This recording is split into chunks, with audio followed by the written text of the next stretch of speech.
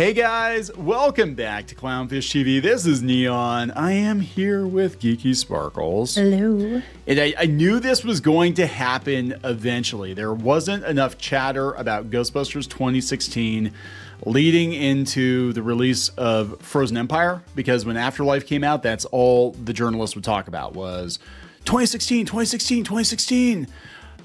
Well, here it is. Now that it's been out for a couple weeks, coming from GameSpot, it's time to give Ghostbusters 2016 another shot. Stop trying to make Ghostbusters Answer the Call happen.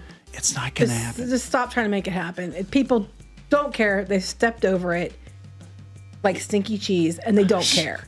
And no matter how much buzzwords like misogyny you're gonna throw here in a minute. Yeah, I'm a woman. Fuck off. Oh God, we're gonna talk about this because Ghostbusters Frozen Empire. Now, we did a review on it. I thought it was pretty mid personally. I did not like it as much as Afterlife, but it did make money. Mm-hmm. And Afterlife made money on a shoestring budget, and I think they are completely 100% over Ghostbusters 2016 because it almost destroyed the franchise as a whole. So they're stepping over it. You don't see any Ghostbuster, like they're releasing new Ghostbuster action figures that look like the O-ring G.I. Joe figures from the 80s, and they're all classic figures. No 2016 characters. No. Nobody cares. Nobody cares. So let's talk about this. Before we get into it any further, please subscribe for more pop culture news, views, and rants. Guys, get woohoo if you do. Woohoo! Yes, this comes from GameSpot, which is weighing in on movies here on GameSpot. Written by a Phil, which I'm assuming is a dude, trying to tell me, a woman, what I should and shouldn't like. But, dude, tell me all about misogyny, Phil. Yeah, so Phil here on GameSpot says that they're talking about Afterlife. They said it's an overly reverential homage to the original Ghostbusters movie. And like so many franchise revivals and reboots, Frozen Empire and Afterlife are just new things with an old name on them. What? What's funny about that is there absolutely is a recent Ghostbusters movie that functions as a true modern version of Ghostbuster. No, it doesn't. It doesn't. Well, first of all, you put the word function in there. It barely does that. The dance number was just... Oh, God. It was so terrible. The 2016 remake starring Melissa McCarthy, Kristen Wiig, Leslie Jones, Kate McKinnon, Chris Hemsworth. The movie has been left in a weird limbo after being caught in the middle of the culture war. Misogynists everywhere cried out in agony the moment the movie was announced, and the discussion about the film was never able to leave it behind. Again, I did not like this movie. I was one of the ones asking, why do we need this? But I think, I remember what happened back then, Phil. His name was Phil, right? Yeah. Phil. The majority of people commenting on it were like, I don't understand why it has to be an all-female Ghostbusters. One, why are we making other Ghostbusters? We don't need more Ghostbusters. That was the number one response. The second response was, why can't it be an ensemble cast? Why does it have to be all-female? Yeah. But most people, the majority, were like, why do we need another Ghostbusters film? That was what the main concern was. I was there. Yeah, people expect it. Plus, they definitely did a bait and switch because the way they, staged it in the trailer was that it was a sequel because they talked about the original movie. They're like, 30 years ago, scientists saved you. You know what I'm saying? And then, so I think a lot of people felt tricked. They're like, oh, this is good. No, it's not a sequel. It's a complete reboot. Well, why are we rebooting it? Why can't we just make a sequel? Because they've been trying to get Ghostbusters 3 off the ground forever. And then, they had cameos with all the original cast, most of the original cast, and they were in totally different characters. And the movie just was like, it was like a parody of Ghostbusters. It was. I mean, it was really like a bad parody of Ghostbusters. Yeah. And it's funny, the misogynist. I'm so tired of this. I'm so tired of this lazy narrative, Phil. As a woman, I'm tired of being told by men that it failed because of misogyny. Meanwhile, a lot of women didn't go see it or didn't like it. A lot of people who aren't white, straight male didn't like it. Otherwise, it would be getting more of it. But we're not, because it didn't do well. Phil. Yeah. So stop trying to blame it on misogyny, because that's not what it was about. Let's see. Ghostbusters 2016 understands that Ghostbusters is a comedy franchise, something that Afterlife and Frozen Empire struggle with. I will sort of give them that. Ghostbusters, though, was... The first one. The first one was dry humor. It was more But it still had a good story and it had horror aspects to it, like scary elements to it. it actually had some legit scary parts in it. The first two Ghostbusters. I think the second one was doofier, but The second one was doofier. But it still wasn't as bad, I don't think, as 2016. I mean, come on. And they're like, but yeah, they get a lot of people from Bridesmaids. We didn't need Bridesmaids humor in Ghostbusters. Okay, just because it's a comedy doesn't mean that we need wonton to broth ratio or a dance number about the veil. Slime in my vagina. You know, that what? She talked about the slime getting everywhere. Oh, everywhere. And I do mean everywhere. No, it's not like she had a disease or anything. I was like, what? No. But I'm just like, it wasn't even funny. Like, you know, Chris Hemsworth's character was just complete idiot. My cat's named Dog, or his dog was named Cat, whatever the hell. I don't even remember. His pet, it was a cat named Dog or something. I for dog. I don't remember. But it was stupid. It wasn't even funny humor. It was stupid. It was just dumb. It was pretty much a bad beat for beat remake. Actually, you know what reminded me of? No, it's not a beat for beat remake. It is a new funny thing, and it was Afterlife and Frozen Empire that are beat for beat remakes. How is it not? Neener. How is it not a beat for beat remake? You have 3 scientist women who are disgraced and they go into the Ghostbuster business, and then they pick up a black lady who's not a scientist, who's an everyman later on in the movie, and then they go fight some supernatural threat. All leads up to the end. You know what I'm saying? It's literally trying to be the same movie, but it's like a one-off. It kind of reminds me of like a Wayne's Brothers movie, like Scary Movie. Yeah. You know what I'm saying? Like, this is like, if you're going to riff on Ghostbusters, we're going to gender swap it. We're going to basically take the plot of the original, but we're going to flip it. Yeah, and the original had like a plot and a story, and it had funny elements to it, but it was definitely its own thing. This one was trying too hard to be funny, and the plot was horrible. I think that's it. Ghostbusters was funny because the cast was funny, but the focus on the premise was, the supernatural, but like Dan Aykroyd is legitimately into paranormal. He's legitimately into the supernatural.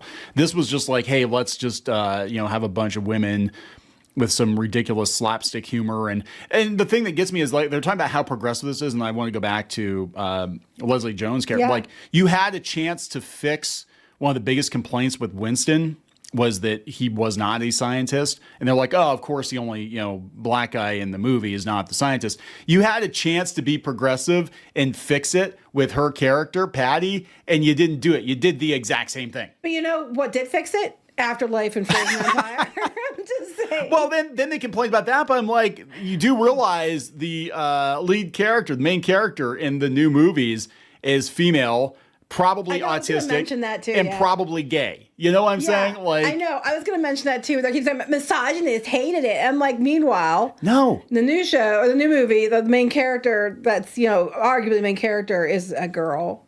Oh my god! But it's just because misogyny. It says a perfect movie. No, some of the jokes missed. McKinnon is a bit too much. I think she's too much, but she actually was my favorite part of the movie. And I said before, I actually would have liked her in the new movie. I would have preferred her to be Phoebe's mom because she reminds me of Spengler from the cartoon. But they need to dial her down a few notches. But I like Kate McKinnon. I like her in pretty much everything she's in. But she was way over the top of them. I will give him that. I'll give them that. They said it was overly expensive CGI. They said the CGI was over expensive CGI. It was CGI heavy, but I didn't think it did enough. I thought it looked cartoonish. I thought it was so CGI. Like all the ghosts were like bright blue, like day glow blue. And I remember looking at that and I'm like, God, why is everything? It looks like a video game. They find a way to bring Trump into it. I saw that. I wasn't. I was getting there. Oh my God! This is written. Look at it written in 2016. Misogynists hate women. Trumpity Trump, Trump, Trump. Oh my God! They're mad because Trump actually busted on the Ghostbusters. Oh my God! Yeah, so the biggest sin is a remake instead of a sequel. No, there's a lot of sins. Okay, let's get to the Trump. Of course. I can't. Of course. Oh my God. That's probably, here we go. That's probably wishful thinking. 2016 was a cesspool of a year in the USA. Yeah, guess what? It hasn't really gotten any better. It just keeps on getting better. With the culture war reaching a new peak thanks to Donald Trump's successful presidential run. But I want to point out, though, the issue started when it was announced in 2014, and that's when you said the misogynists had a hissy fit about it. But that's when the discussion started. It was 2014. It was 2016 when the movie came out. And then people saw what an actual train wreck it really was. Yeah. But the argument and discussion around it started in 2014. Yes. Because people were like, if you want to really look at historically what happened, not just your narrative. Well, yeah, because I remember everybody's like, oh my God, they're making a new Ghostbusters. Awesome. Oh, wait, what? Is this a sequel? No. Wait, it's all women? Oh, God. It's Bridesmaids? Oh, hell no. And when I saw the cast, I was like, this is going to suck so hard. Yeah. Realistically, it was the worst possible time for the movie to come out. Anytime. And if it came out today, the worst it possible would still time. have done poorly. It was not a good movie. Actually, Evolution was that the one with David Duchovny that was, I think Ivan Reitman did that one too. That was more of a sequel to Ghostbusters or more of a movie in the vein of Ghostbusters than 2016. There's too much cultural baggage for the Lady Ghostbusters to overcome it. Everything that gets roped into the discourse ends up with a bad taste as a result, even though it's not the movie's own fault. Listen, the reason they did Frozen Empire and Afterlife, or Afterlife at least, was because they were trying to reverse the damage done by the 2016. Yeah. They were trying to reclose that veil. Okay. Yeah. Because it did so much damage, and they were trying to save it because they wanted to use it for other things, but they couldn't because it was completely damaged. It was brand damaging, that movie. I don't care what you say. It was a terrible movie, and it was not Ghostbusters at all. Yeah, that was a problem. It goes on to say, and look, I mean, do I think there are some legitimate criticisms here that Afterlife and Frozen Empire are not as funny as the original Ghostbusters? Yeah, nothing as good as the original Ghostbusters. Nothing. End this entire discussion with, guess what? Doesn't matter. None of it's as good as the first one. That movie, again, lightning in the bottle. Nothing will come close to the first one. It's so far ahead of every other attempt at a reboot or remake or sequel, whatever. But I think at least Afterlife and I guess Frozen Empire, they tried to, get it right. And there was, maybe it was a little, I'll admit, maybe it was a little too reverential. Part of me is like, yeah, could we get some more jokes? But at least it felt like it took place in the same universe, The Afterlife was good enough because it felt like, in the same universe, and it felt like they were setting up a new team. And then we get to Frozen Empire, and we don't need Paul Rudd, and we really don't need the mom either. We don't need either one of those characters. You could have done the same thing with the kids. Yes. And it would have been more interesting. Like, you could have had this, they're recruiting a new team and all that other stuff. And, Paul Rudd could have even been there maybe as like he's like the den mom and in charge of them or something. Well, but she didn't need to be there. The mom didn't need to be there at all.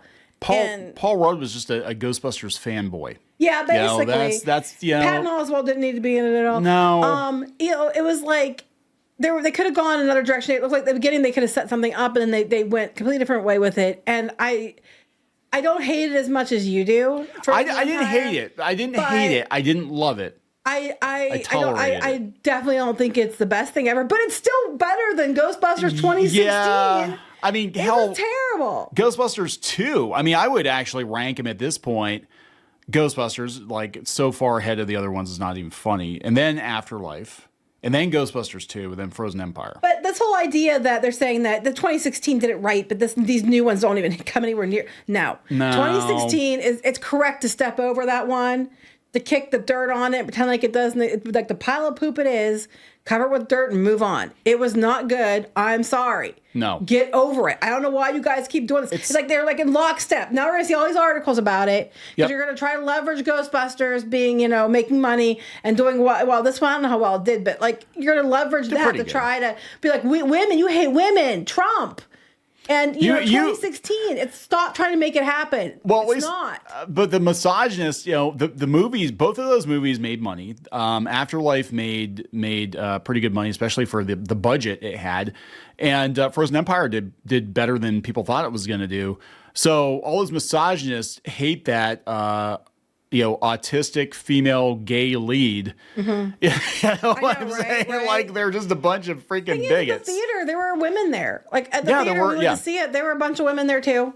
There were people in the theater to see it. So I'm like, I know, right? I was like, I don't know where you're coming from, but I'm tired of this tired, old, misogynist hate it. It was a terrible movie. I'm sorry. Yeah.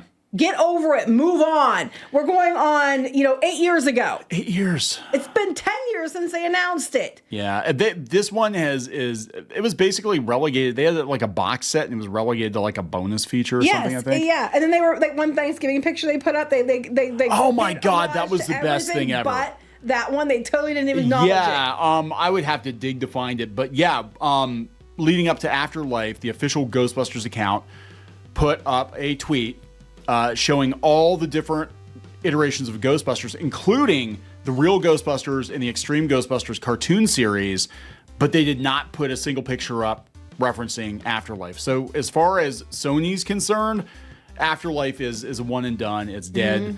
It almost, from my understanding, it almost took, the whole franchise out. Yeah, it did. Yeah, and it was so weird though, because I remember Dan Aykroyd kind of being a cheerleader for it, but then he was like, it's contractually obligated. But he's like, we told them when they were working on it, you're doing it wrong, you're spending too much money, this isn't going to work, and they would not listen. You refused to listen. Paul Feig refused to listen, and the movie came out and it lost a ton of money. Weren't they like bragging about how a lot of it was improv? I was like, It shows. It does show. It totally shows. Yeah, I mean, the original had some improv too, but nobody on that movie is up to the level of Bill Murray, so it's kind of like, Kate McKinnon maybe. Again, I do like Kate McKinnon quite a bit, but she was over the top in that one. Anyway, are we gonna wrap this up? Yes. Let's wrap it up. Let's bury it again. They're gonna dig it up in like another week and start, parading the corpse around again. That might be the title of the video. Ghostbusters 2016 corpse dug up, paraded around, telling the misogynists and talk about Trump. Awful long title there, Kneon. Awful long. All right. Let's wrap it up. Please subscribe. We'll talk later. Bye.